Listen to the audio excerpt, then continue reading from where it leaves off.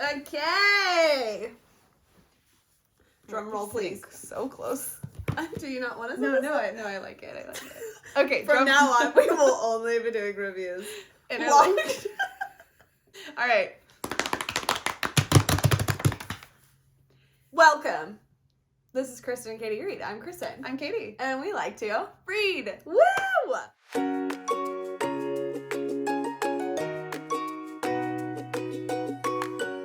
So, Katie and I decided to pick up a series that's very popular on Bookstagram and BookTube since we started this channel a year ago. But it had somehow missed us. Yeah, somehow missed us. I feel like I saw it at Barnes & Noble's a lot, but I just never picked it up. And finally, after seeing so much fan art, so many posts about it, we're like, it's time. We're diving in to the Caraval series. And we know how to say it. I was almost at Caravala. And I was like, that's not it. It's the Caraval. By Stephanie Garber. So, yeah, we read all three of them in the span of like a week. Yeah. Yeah. Yes. Somehow we just missed it. I mean, they haven't been out that long. First one came out in True. 2017. I did think that they came out earlier than that. Yeah. I was like, We we were missed it. It's too late. Well out of college. It's not too late. It still isn't over. Still isn't over. I think what made me actually pick it up and start it was her new book coming out that's like in the same universe. I was like, yes. okay. And that's been getting such good reviews. We are going to read that next. Yes. So we're really excited, but we're only talking about the original Caraval trilogy today. Yes. So, like we said, it's been out for a while, so we figured we'd do just a quick, for anybody who hasn't read the first one or the series, just introduction to the world and the series and spoiler-free, what we like about it, and who we would recommend it to, and then we'll get into all of our juicy spoilers. Juicy. So, hey, let's dial up the portal that Clary maybe knows how to use this year. What? Is 2022 her year? We'll see. And dive into a quick synopsis of Caraval. So, in the world of Caraval, it is not taking place on our world. The girls live, the sisters, live in a place called Tristane. What do you think of their names? Scarlett and Donatella are their choice names. They are choice names. I like the nickname Tella. I like the nickname Tella as well. And I like the name Scarlett. And just like a little quick preview, there's a boy in this book who calls Scarlett Crimson. No shorter syllables, you have to think. And it's almost like maybe we should have just gone with Red. But that's neither here nor there. We're everywhere. In Caraval. So every year there is something called Caraval where a person named Legend puts on this game and the winner of the game gets a prize. The girls have apparently, or we know that Scarlett has been writing to Legend to ask for a ticket to get in for many, many, many years. To escape their horrible father. And so that's kind of where the events of the book pick up. What time period would you place this in? It's obviously, it is a fantasy, it's not our world, but it's still yeah, there's no cars. They travel by boat and carriage. Right. Maybe Victorian. Yeah. Ish. The dresses kind of seem to me like that. Yes. For sure. But then we're not restricted by our world, so it's true. Sometimes they can be pretty. The gowns in this, beautiful. Beautiful. Wardrobe was a big part of this series. Huge part. You have to think she had a really great Pinterest board. For sure. There's a very clear vision here. Yes. You can visualize it, but it also, it's left intentionally. There's still a lot of room for your imagination. Yes. Yeah. And the second one's a little bit steampunky in the capital. That's a really good way to describe it. Yeah. So obviously, we wouldn't really have a story if they didn't get into Caraval. So the sisters make their way to the game. Scarlett is the main character and the only narrator of the first book. Yes. And then... which is intentional because if you could hear some of the other characters' points of view, you would know, a lot of the secrets. They would give up the ghost pretty quick. Yeah. For sure. So there's a lot of secrets, a lot of romance and action and intrigue. And the first one really, it sets up the world with low enough stakes. Yeah. That you can see that there is potential for bigger problems. Yes, it was interesting to me that they didn't have slightly bigger problems in the first one, just because she created such an interesting world and so many like levels of secrets that I was like, wow, a lot of groundwork here, and like, but not necessarily huge payoff. But I feel like it pays off later. But ultimately, it's like very. I felt like it was very romantic and mysterious. yes, Makes you feel like you're going to a circus at night and your parents aren't there. The like tagline is like, it's only a game. Remember, it's all a game. So like, it's very much like so real that you're like, wait, is it a game? Like, that's illusion is like a big part. Yes. Of everything. Mm-hmm. So the magic is really cool in this. Who has it? What that categorizes them as? Yes. I think is really interesting. The villains are really interesting. And just like we said, like illusion is such a big part that it's hard, like it's impossible to tell who's the real villains. Yes. So it's really interesting. I also really like oh no, I turned around. The author has a sister that she's very close with, so that was like her inspiration, and that's very clear. Like, yes. I love the romance stories, but I also really, really love the like bond of the sisters. I think that that's a really fresh take. Honestly, the bond of the sisters that I thought I was getting in A Court of Thorns and whatever.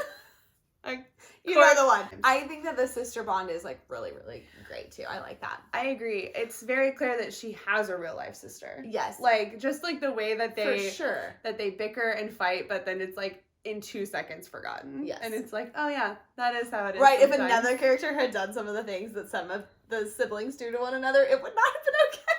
But you're like, it's fine. They forgive each other. They're sisters. But I did not see the ending coming, so I thought it was a very good Of the first book? Yeah. Yeah. Truthfully, at the end of each book, I was like, wow, I really liked the setup for each subsequential book. Yes. Go ahead and hit that ding for a big vocab word for you, girl. And I was like, it could go so many different ways. So I thought she played it really smart and wrote them so fast. I did read an interview that she was like, I don't want to say I read it, I skimmed something that said like she wanted to take whatever she thought would happen next and make it totally different. Yeah, which is exactly how it is. Yeah, you're like, wait, what? It's nuts. But it's good. It keeps you on your toes for sure. So definitely. So who would you like if you like romance and fantasy? I mean, it's not like a romance. Right. It's more of like the game, the mystery. It's definitely like almost a mystery.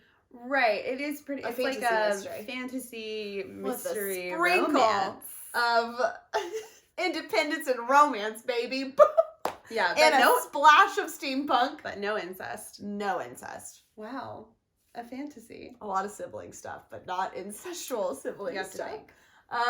So yeah, what would you rate this series? I guess. I mean, to me, it's like if you're gonna pick up the first one, you're gonna pick up the series. Yeah. Right. Yeah, I agree.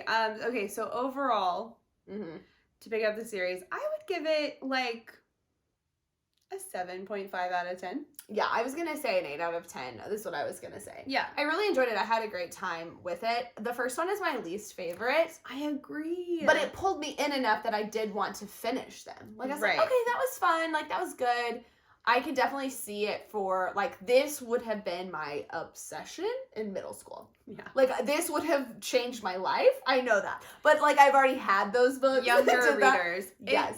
I will say, since this is like the spoiler review, if you don't really like romance scenes, like if you're not looking for that, this is a great series for you. There's a lot of fade to black. Yes. There is a lot of like implied stuff that I don't think younger people would get. I agree. So, yeah. Which I think makes it more versatile. You could read it at any age. Yes. Yeah. So I think like definitely younger readers could access this book. It's darker themes and like a little bit more mature without having so much of it, like so much of like the sexual stuff. Yeah. Be super explicit.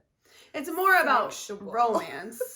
Yeah, it is more about than love than it is the love making. Oh my God. Unlike our videos, which are clearly all we talk about. Yeah, so it's have shocking to that we think. really did like this series. You have to think.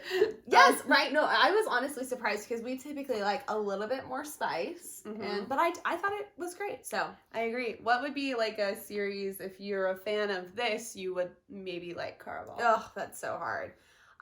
They're not like super popular books. I don't think like it reminds me a lot of Full Tilt and If Mortal Instruments and all of that was just like magic.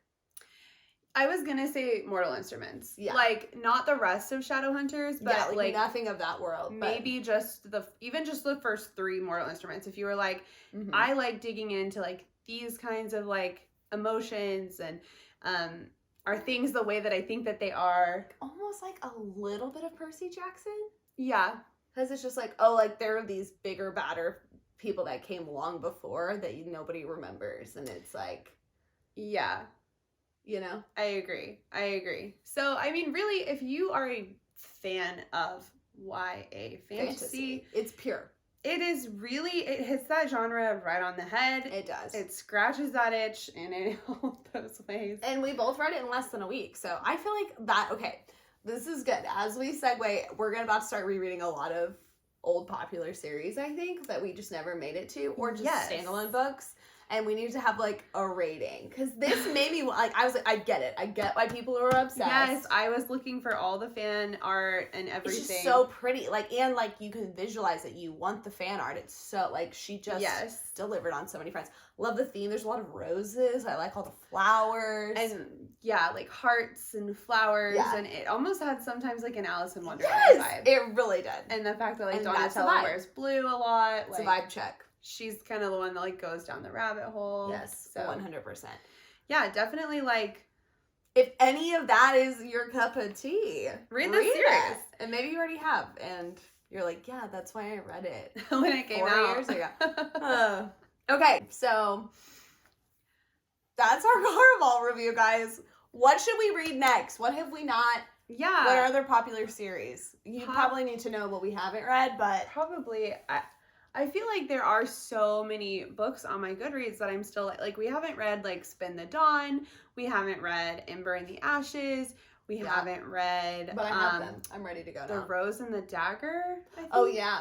There are just like so many like that I feel like so many people love that it's just too many new books come out every year. So they just kind of get like they've been on my Goodreads TBR for so long. Yeah. So yeah. We have a lot to read. We have a lot to read. We are open to suggestions. We would love to hear what you guys are reading right now or like goals that you have for this year. Since this is our first video. We're back, baby. We're back, baby. Yeah. Thanks for watching. And what do we say at the end? I don't remember. Until next time, stay incest free.